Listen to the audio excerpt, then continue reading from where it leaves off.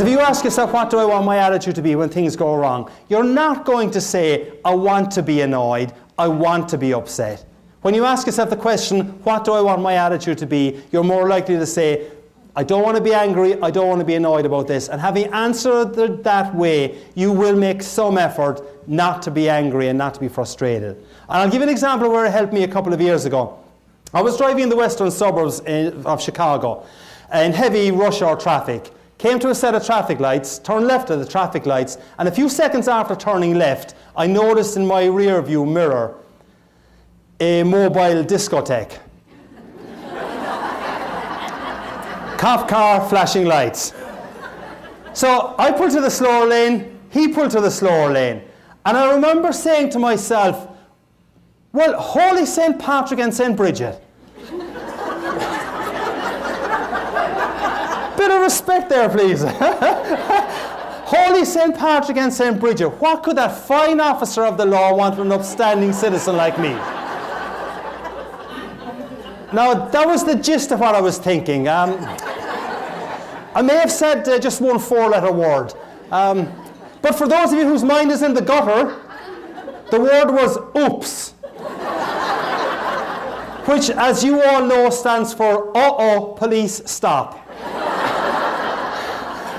Right. So I pulled into a little small parking lot at the side of the road, and as I was pulling in, I said to myself, now why does he want to speak to me? And the only reason I could figure why he might want to speak to me was when I had turned left at the traffic lights.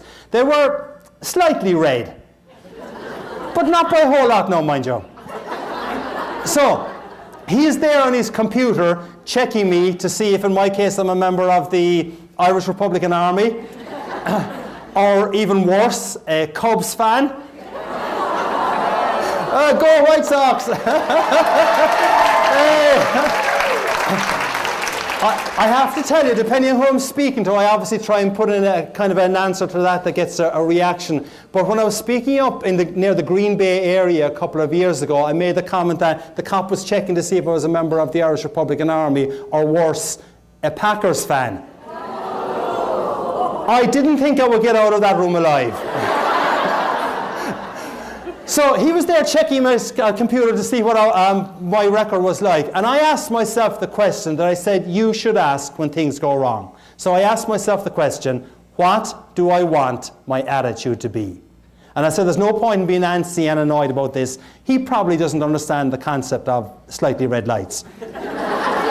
So in my side mirror, I see him walking up towards me. And this being Chicagoland area, I prayed that he had an Irish name. I prayed that he had this vision of Ireland, that the roads are still unpaved, that milk is brought to the creamery via donkey and cart, and that traffic lights, if they exist at all, are, well, basically advisory. I look up, Officer Schmidt, who proceeded to tell me in minute detail what I had done wrong. He asked for my license, and he asked for my insurance. Now, none of this is made up, I promise you. I had asked myself the question, what do I want my attitude to be?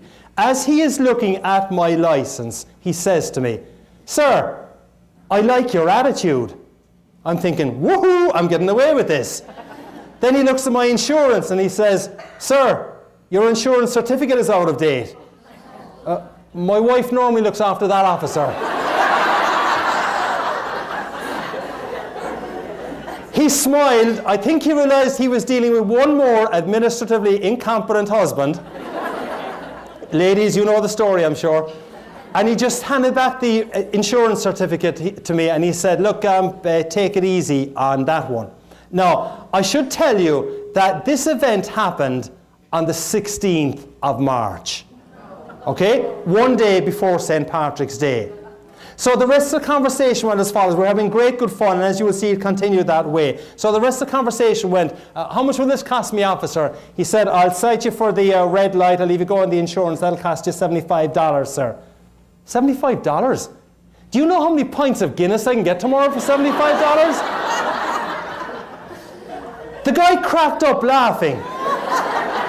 I think he thought I was on crystal meth.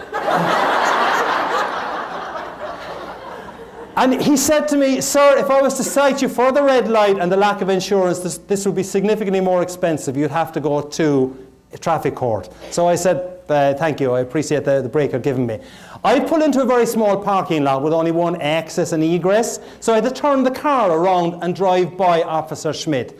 As I drove by Officer Schmidt, I kid you not, he waved to me with a genuine smile. That was how the conversation had gone. And I said, this is crazy. This guy's waving to me with a genuine smile and he's after fining me 75 bucks. And I waved back to him with a genuine smile saying, this is really crazy. He's fined me 75 bucks and I'm waving back to him. But what Officer Schmidt, though, would not have known was that for only $75, I had got a really memorable anecdote about the importance of asking yourself a really powerful question when things go wrong. And when things go wrong, and they will for every single person in this room at some stage, the question to ask yourself is, what do I want my attitude to be?